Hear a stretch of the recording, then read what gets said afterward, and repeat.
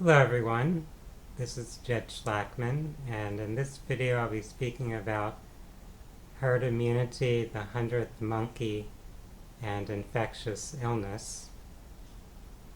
First we'll go over those initial terms there, the 100th monkey effect and herd immunity.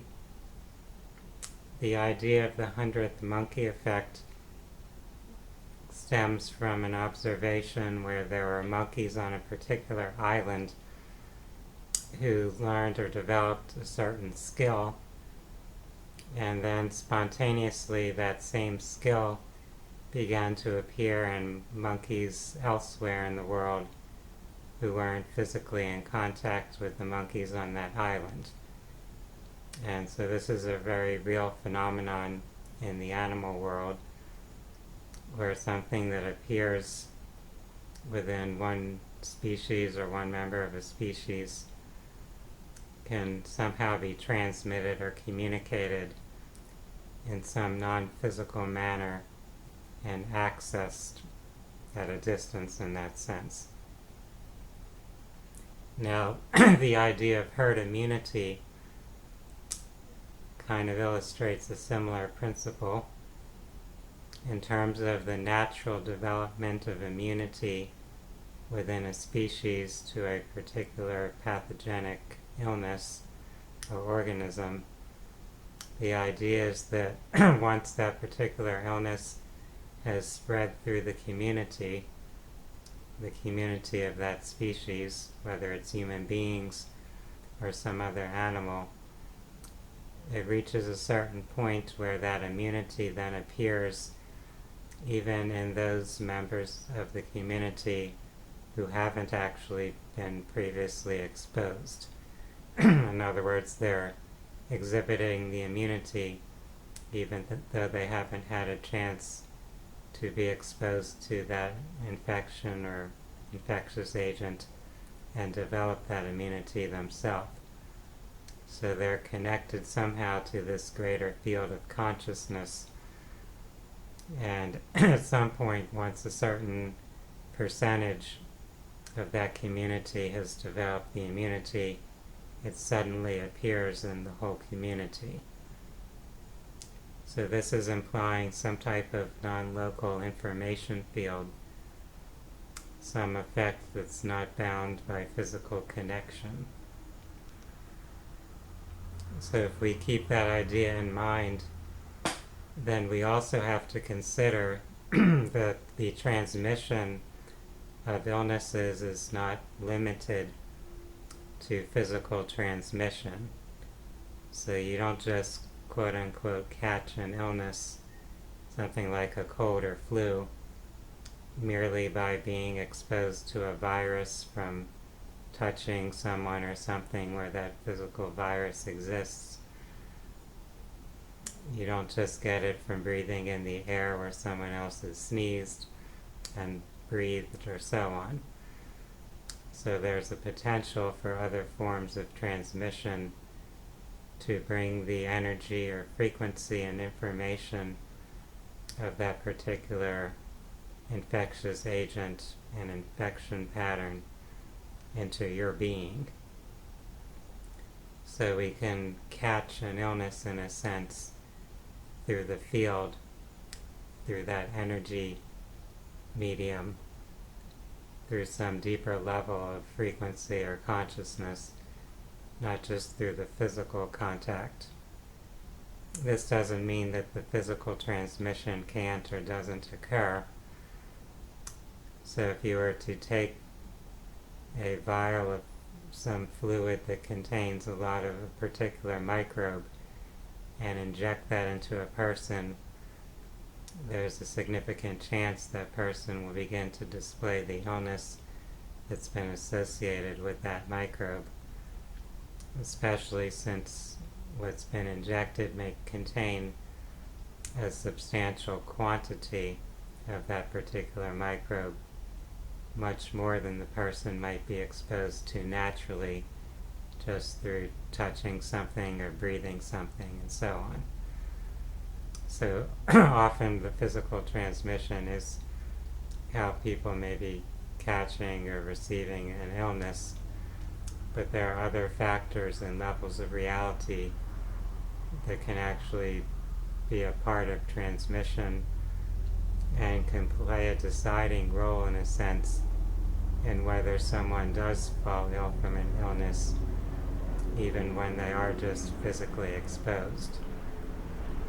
So there could be a very large number of people who somehow come in contact with a particular microbe, but the majority of them don't end up showing or displaying any sign of the illness. So there isn't really a direct linear correlation between being exposed to pathogens and actually developing an illness. There are other factors that are very significant in determining whether that microbe will end up playing in a role in generating an infectious illness. Other factors include a person's state of consciousness, their thoughts, their feelings and emotions. It could also include the state of their physical body, if they've had some physical injury or not, if they're being exposed to certain types of energy fields, electromagnetic fields, or ionizing radiation. It could have to do with the buildup of toxins in their body from exposure to things in their environment, or to chemicals in foods and medicines they're consuming. It could be their lifestyle, that they're consuming too much food and having indigestion, and that's creating toxins built up in their body. It could be that they're under a lot of stress and not getting enough sleep, and those stress hormones are breaking down and leaving residue in their body that's toxic. And so all those factors could be inviting these microbes to start becoming active in a person's body, perhaps working in a symbiotic sense to help the body break down and clear out some toxic debris. So microbes aren't necessarily bad or pathological, even though we may experience an illness when they start to proliferate.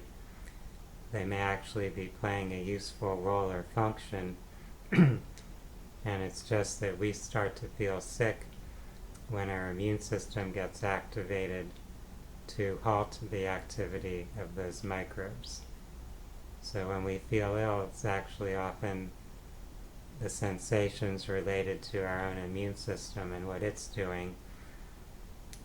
The immune system can be activated and send out its cells to help stop the microbial activity, to oxidize microbes, to kill them off essentially, which leaves toxic residue that has to be eliminated. We may generate a fever. A fever or heat is actually something that's used by our body to stop the replication of viruses. So when you have a viral infection, the viruses are actually reproducing themselves by inserting themselves into your cells and using the genetic machinery of the cell to replicate themselves. So viruses actually can't reproduce themselves. They can only replicate or reproduce themselves using the mechanism that our cells or other animal cells provides for them.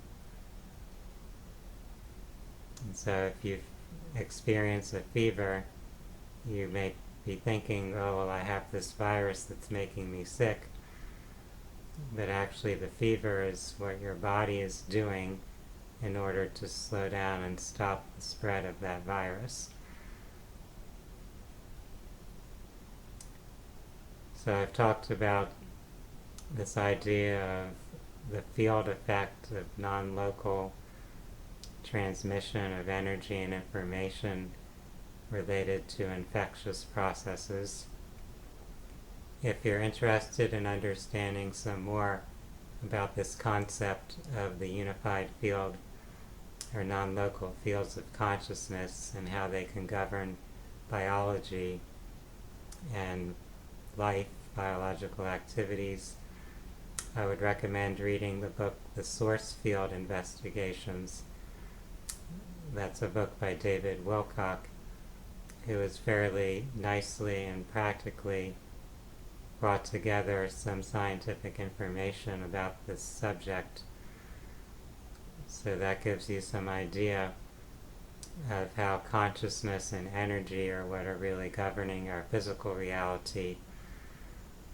And of course, things can happen within the physical level or physical plane of existence to create effects on that level, but influences from the energetic level and from consciousness will often override or overrule things that may seem to occur from the physical plane. So even though we may have an illness that seems to start out from something physical, if we can shift our energy and our consciousness, we can often create a recovery from that illness even without applying any physiological or biochemical interventions. So just the power of our own thoughts, our own consciousness can produce healing. There's been a recent documentary series produced by Hay House called Radical Remission, which is based on research into all the different factors that have been found to be associated with spontaneous recovery and remission from serious illnesses. And you'll find there that often it has to do with psychological factors, with spiritual practices, with emotional healing, with social connection. So all of those play a major role in our state of health or illness. So if we become overly focused on trying to avoid things on a physical level, for example, trying to avoid exposure to viruses, or trying to be overly obsessive about the foods that we eat, about avoiding any potential pesticide that might be in the foods we're eating, things like that.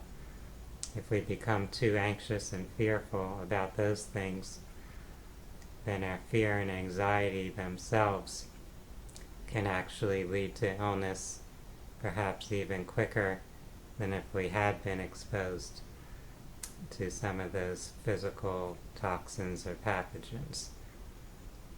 So we need to look kind of more holistically at this and consider what actually has the more powerful or significant effect, and put a priority into addressing those factors and those issues. Doesn't mean that we ignore things physically. Doesn't mean that we're going to intentionally surround ourselves with people who appear to exhibit some infectious illness, or that we're going to intentionally ingest lots of toxins or chemicals.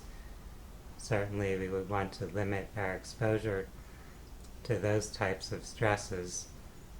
However, we can realize that our emotions and our psychology can be the critical factors in health and illness, and we can be more mindful or masterful in addressing those factors to help sustain our health and well-being. For those that are interested in holistic health and wellness, I would invite you to visit my website, which is phinsights.com. That's phinsights.com.